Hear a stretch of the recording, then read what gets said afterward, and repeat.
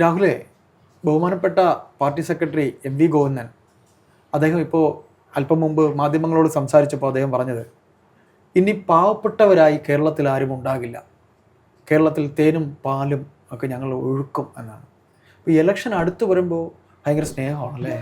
അല്ല, എനിക്ക് തോന്നുന്നു അദ്ദേഹം പറഞ്ഞത് മൂന്നാം പിണറായി സർക്കാർ അധികാരത്തിൽ വരികയാണെങ്കിൽ കേരളത്തിൽ പാവപ്പെട്ടവർ എന്ന് പറയുന്ന ഒരു വിഭാഗം ഉണ്ടാകില്ല. രണ്ടാം പിണറായി സർക്കാരിന്റെ കാലഘട്ടത്തിൽ നമ്മൾ കണ്ടതാണ്, കേരളത്തിൽ അതിദരിദ്രരില്ല. ഇപ്പോൾ നമുക്കറിയാം, കേരളത്തിൽ അതിദരിദ്രരായിട്ട് ആരുമില്ല, ആരും പട്ടിണി കിടക്കുന്നില്ല, എല്ലാവരും 3 നേരവും ആഹാരം കഴിച്ച് വളരെ സമൃദ്ധിയായിട്ട് ജീവിക്കുന്ന ഒരു നാടാണ് കേരളം.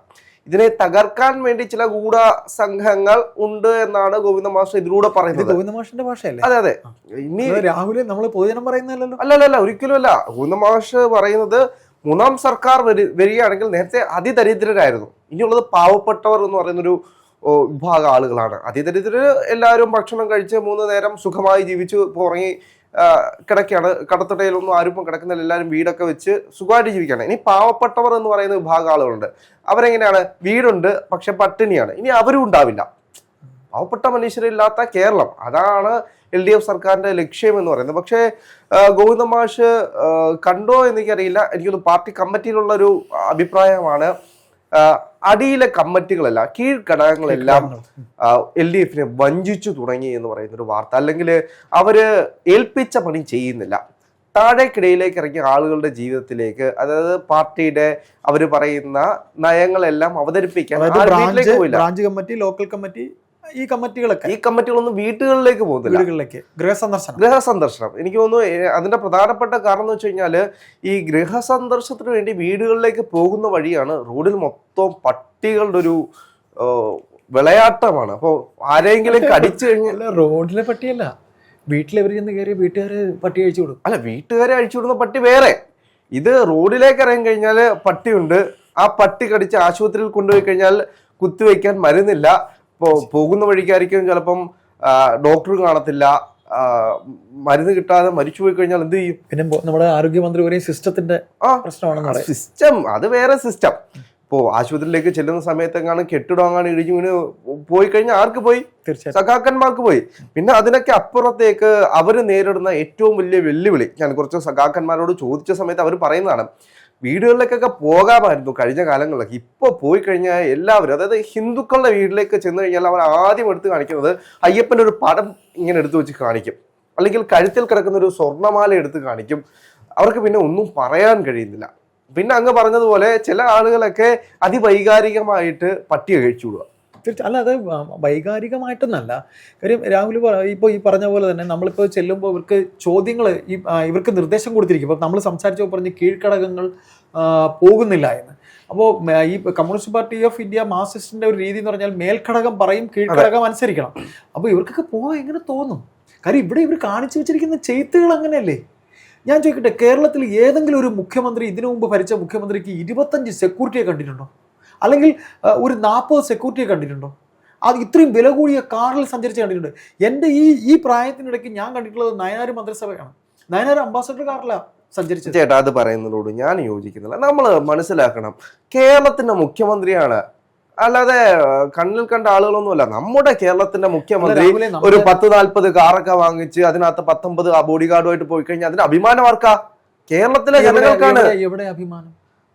ഒന്ന് ആലോചിച്ചു, അമേരിക്കൻ പ്രസിഡന്റ് ഒക്കെ വലിയ കാറിനകത്ത് വന്നിറങ്ങി കോട്ട് സൂട്ട് മ്യൂസിക് ഇട്ടിരിക്കോ? കേരളത്തിന്റെ പശുത്തൊഴുത്തിലല്ലാതെ വേറെ ഏത് പശുത്തൊഴുത്തിലുണ്ട് മ്യൂസിക്കും DJ പാർട്ടിയും മറ്റു കാര്യങ്ങളൊക്കെ? അതിൽ അഭിമാനിക്കുന്ന വിമർശിച്ചിരുന്നതോ? കെ കരുണാകരനൊക്കെ കോൺഗ്രസ്സുകാർ, അത് പഴയ കാലം. ഇന്ന് നമ്മള് ജെൻസി തലമുറയുടെ കാലഘട്ടത്തിലാണ് DJ പാർട്ടിയും. വിമർശിക്കരുത്, ഇതൊന്നും വിമർശനമല്ലെന്ന് ഇപ്പൊ ഞാൻ പറയുന്നത് പോലും യാഥാർത്ഥ്യമാണ്. പിണറായി സർക്കാരിന്റെ ദീർഘവീക്ഷണത്തിൽ അവർ മനസ്സിലാക്കി, ഇനി പഴയ ആളുകളെ കൊണ്ടൊന്നും പറ്റത്തില്ല, നമ്മൾ പുതിയ ട്രെൻഡ് പിടിക്കണം, കാലത്തിനനുസരിച്ച് മാറണ്ട. ഇന്നത്തെ കാലത്ത് നമ്മൾ നോക്കി കഴിഞ്ഞാൽ റീൽസ് ആണ്. റീൽസിൽ പുതിയ പുതിയ ട്രെൻഡുകൾ വരും. ഓരോ ട്രെൻഡുകൾക്കനുസരിച്ച് അവർ അതിന്റെ റീൽസ് ചെയ്യും. ഒരു സംശയം, ഇപ്പോൾ കേവലം ഒരു 5 കൊല്ലത്തിന് ഇപ്പുറം ആവത്തേ ഉള്ളൂ.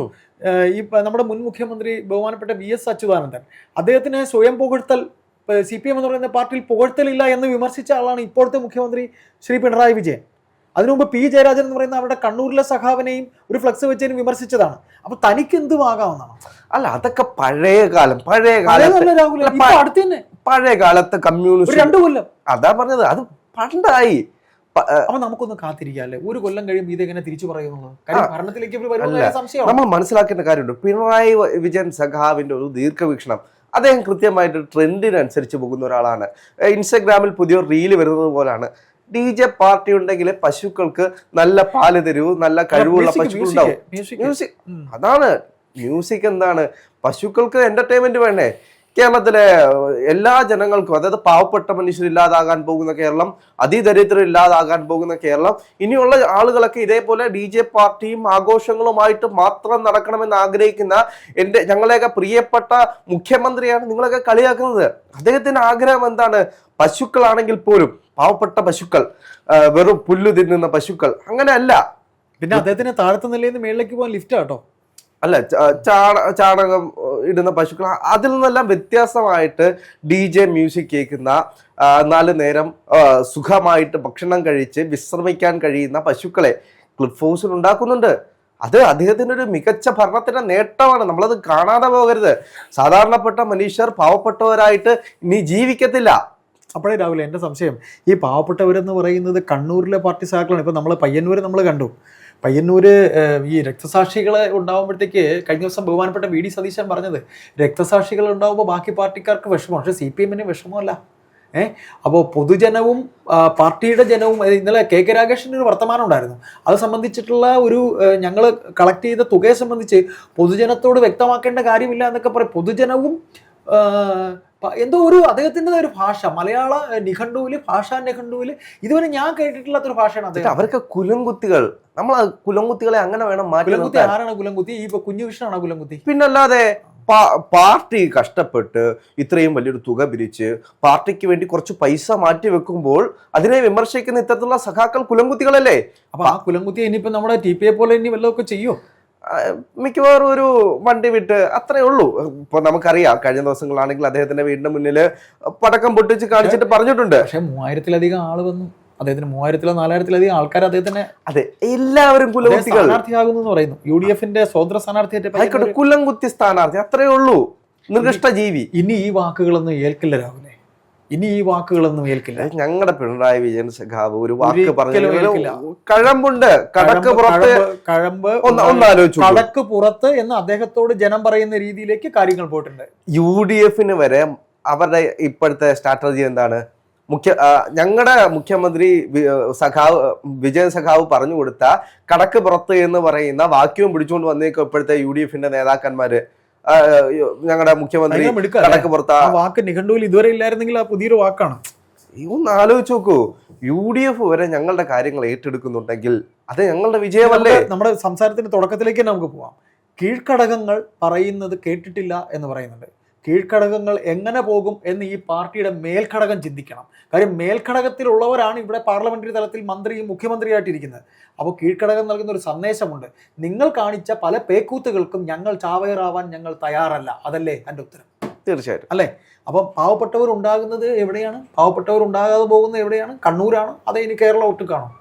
അതേ പാർട്ടി സഖാക്കൾക്കിടയിലാണോ?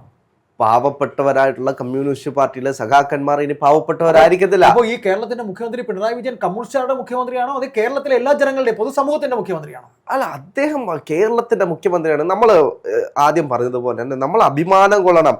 ഒരു 10-20 കാർ കേരളത്തിന്റെ മുഖ്യമന്ത്രി വാങ്ങിച്ചു കഴിഞ്ഞാൽ ഇവിടെ എന്താണ് ഇത്ര വലിയ വിഷയം സംഭവിക്കാൻ പോകുന്നത്? ആളുകളെ പാവപ്പെട്ടവർ എന്ന് പറയുന്ന ഒരു ടേം എടുത്തു കളഞ്ഞു കഴിഞ്ഞാൽ പിന്നെ എന്താണ് ഇവിടെ പാവപ്പെട്ടവരും ഊണ് കഴിക്കാൻ എന്റെ കാശില്ല, ഞാൻ വളരെ ദാരിദ്ര്യത്തിലാണ് പോകുന്നത്, നാളെ തൊട്ട് ചേട്ടനെ പാവപ്പെട്ടവനെന്ന് വിളിക്കത്തില്ല, കയ്യിൽ കാശില്ലെങ്കിലും. ആ ഒരു രീതിയിലേക്ക് കേരളം മാറും. കേരളത്തിന്റെ വികസന സ്വപ്നമാണത്. പാവപ്പെട്ടവർ ഇനിയില്ല.